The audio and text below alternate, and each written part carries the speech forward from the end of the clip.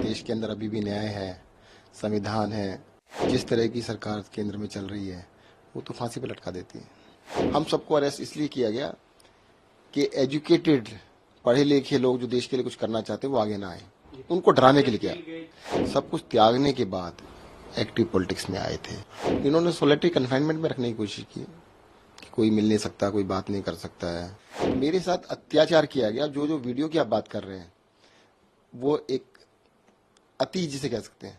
कल आखिरकार आप रेगुलर बेल पे जमानत पे बाहर आ गए, क्या कुछ पहली प्रतिक्रिया क्या होगी? कल सभी नेताओं से मुलाकात की आपने, अरविंद केजरीवाल से भी मिले कल? सबसे मिले, बड़ी खुशी की बात है। और देश के अंदर अभी भी न्याय है, संविधान है, तो उसको मानना पड़ेगा। अगर संविधान नहीं होता, न्याय नहीं होता, अदालतें नहीं होती तो शायद जिस तरह की सरकार केंद्र में चल रही है वो तो फांसी पे लटका देती है।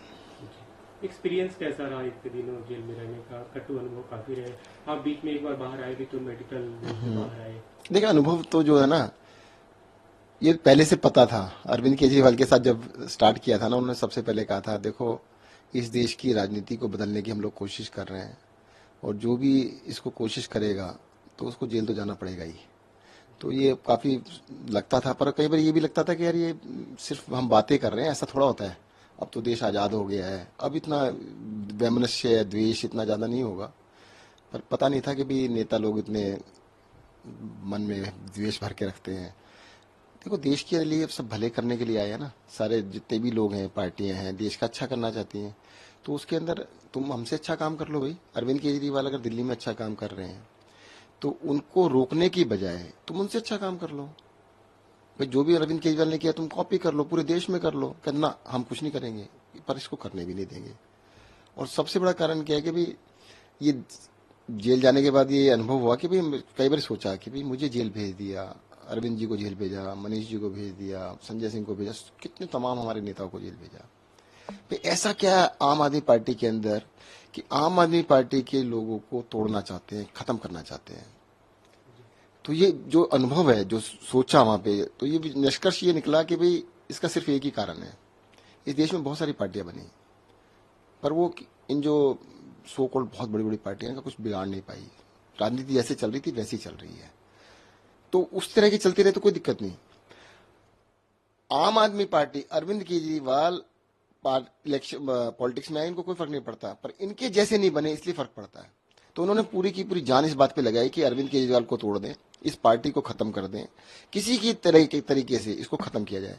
हम सबको अरेस्ट इसलिए किया गया कि एजुकेटेड पढ़े लिखे लोग जो देश के लिए कुछ करना चाहते हैं वो आगे ना आए, उनको डराने के लिए किया।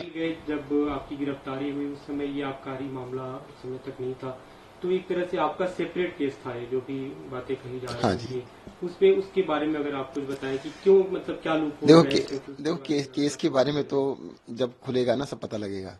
भाई मैं अकेला एक ऐसा आदमी हूं जिसने इलेक्शन लड़ने से पहले मुझे टिकट मिला था 21 जुलाई 2013 में। आम आदमी पार्टी ने 2013 में 21 जुलाई को टिकट दिया था और 31 जुलाई 10 दिन के अंदर मैंने सारे अपने बिजनेस बंद कर दिए थे, सब कुछ छोड़ दिया था। मैंने कहा मैं दो चीजें नहीं कर सकता, पब्लिक सर्विस और अपना बिजनेस। इस देश के अंदर बहुत सारे एमएलए हैं, बहुत सारे एमपीज हैं, मंत्री हैं जो आज भी बिजनेस करते हैं। कोई पाबंदी नहीं है, मेरे ऊपर कोई पाबंदी नहीं थी। कोई एमएलए मंत्री नहीं बन गया था कि मेरे को कोई कंपनी छोड़, सब कुछ छोड़ दिया था मैंने।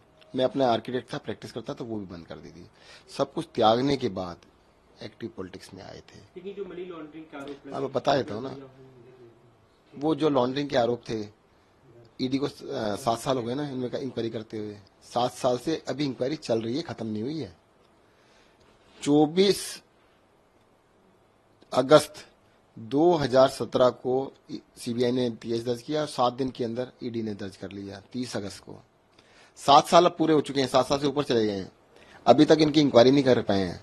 अगर तुमसे इंक्वायरी कंप्लीट नहीं हुई तो तुम करके आ रहे हो भाई? कहते नहीं यार अरेस्ट करना था, हमने अपना काम कर लिया। उनका असली मकसद था सत्येंद्र जैन को अरेस्ट करना, सत्येंद्र जैन को जेल के अंदर रखना, अरविंद केजरीवाल को अरेस्ट करना, उनको जेल में रखना, मनीष सिसोदिया को अरेस्ट करना, संजय सिंह को अरेस्ट करना। वो अपना काम किया उन्होंने। आप जब जेल में थे कई सवाल उठे स्वास्थ्य को लेकर कि मतलब जो जिस तरह की देखरेख होनी चाहिए, जो मेडिकल फैसिलिटी मिलनी चाहिए वो नहीं मिली, आपकी रीढ़ की हड्डी में चोट की ऑपरेशन का वो। अब देखिएगा वो तो, अब मैं इन चीजों को बारे में ज्यादा बात करना नहीं चाहता। जिस तरह का उन्होंने कोशिश की है, ठीक है। अब उनका ऐसा ही माने, ऐसे ही लोग हैं तो क्या कर सकते हैं। उन्होंने तो वहां पर जैसे आप खाली चोट लगने की बात कर रहे हैं, इन्होंने सोलिटरी कन्फाइनमेंट में रखने की कोशिश की कि कोई मिल नहीं सकता, कोई बात नहीं कर सकता है। तो इस तरह का तो सोलिटरी कन्फाइनमेंट सबसे सीवियर पनिशमेंट कहलाती है। 15 दिन से ज्यादा ना मर्डरर्स को नहीं रखते उसके अंदर। 15 दिन से ज्यादा महीनों रखा गया सोलिटरी कन्फाइनमेंट के अंदर कि भाई किसी से बात नहीं कर सकते, बोल नहीं सकते। तो उन्हें तोड़ने के लिए हर तरह के हथकंडे अपनाए जो भी हो सकते थे। आप जब जेल में थे, वीडियो भी सामने आया था तिहाड़ जेल से सीसीटीवी का, जिसे लेकर काफी सवाल खड़े। अच्छा चलो पहले ही बताओ, तिहाड़ जेल के अंदर कैमरे सब जगह लगे हुए हैं और किसी सीसीटीवी फुटेज क्यों नहीं मिल रही आपको? वहां पे क्रिमिनल्स भी हैं बहुत सारे, उनकी फुटेज क्यों नहीं मिल रही? सत्येंद्र जैन की क्यों मिली? ये कहते हैं सत्येंद्र जैन के लिए ना, देखिएगा क्या शानदार खाना खा रहे हैं। खीरा, टमाटर, संतरा और केला, ये 4 चीजें थी। आपकी नॉलेज के लिए मैं बता दूं, जब मैं जेल गया था मैंने 1 साल तक अन्न नहीं खाया था और वहां से खरीद के खाते थे। कैंटीन है वहां पर, कैंटीन के अंदर पैसे दे के खरीद सकते हैं। आपको कहूँ तो मैं बहुत सारे बिल दिखा सकता हूँ, सारे बिल है। कहते सत्येंद्र ने पानी पिया, अरे भाई साहब खरीद के पिया, बिस्लरी का पानी वहां मिलता है सबके लिए, मेरे लिए अलग से नहीं है। सत्येंद्र जैन के देखो टीवी लगा हुआ था, अरे भाई टीवी मेरे यहाँ नहीं लगा, सबके यहाँ टीवी लगा हुआ था। अगर मेरे यहाँ लगा तो कोई अलग से नहीं था। मेरे साथ तो ये अलग से ये था कि मुझे अकेले रखा गया था। मैंने बाद में लिख के दिया उनको, डॉक्टर ने मुझसे कहा भाई इनको अकेले न रखे, साथ में रख लो। कहते नहीं अकेले रखेंगे, इसको तोड़ना चाहते हैं हम। तो मेरे साथ अत्याचार किया गया। जो जो वीडियो की आप बात कर रहे हैं वो एक अति जिसे कह सकते हैं। अरे मुझे सर्जरी हुई थी, मुझे डॉक्टर्स ने कहा था बेड रेस्ट नहीं, एक्सक्लूसिव बेड रेस्ट कि मेरे को कहा गया था।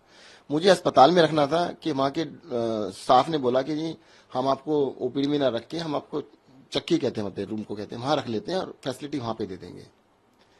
मैंने कहा मुझे जब झुकना मना है, मैं कुछ उठा नहीं सकता। कम से कम 1 महीने के लिए एक्सक्लूसिव बेड रेस्ट किया गया था कि 1 महीने तक आपने हिलना भी नहीं है। तो उस टाइम पर मेरे पैरों में इसमें बहुत ज्यादा पेन था, तो उन्होंने अरेंज किया था। अच्छा आप कह रहे हो मसाज की बात कर रहे हैं, चलो कभी ये पूरे कपड़े पहन के मसाज होती है? आपने वो वीडियो दोबारा देख लेना, खोल के देखना। अरे भाई फिजियोथेरेपी कर रहा था वो बेचारा, कहते वो मसाज करा रहे थे। आप भी करा लो भैया से, मेरे को दिखा देना। और अगर हिम्मत है ना, उस तिहाड़ जेल की जो एक्चुअल में मसाज होती है उनकी फोटो निकाल के दिखाओ ना, उनकी तो नहीं दिखाते।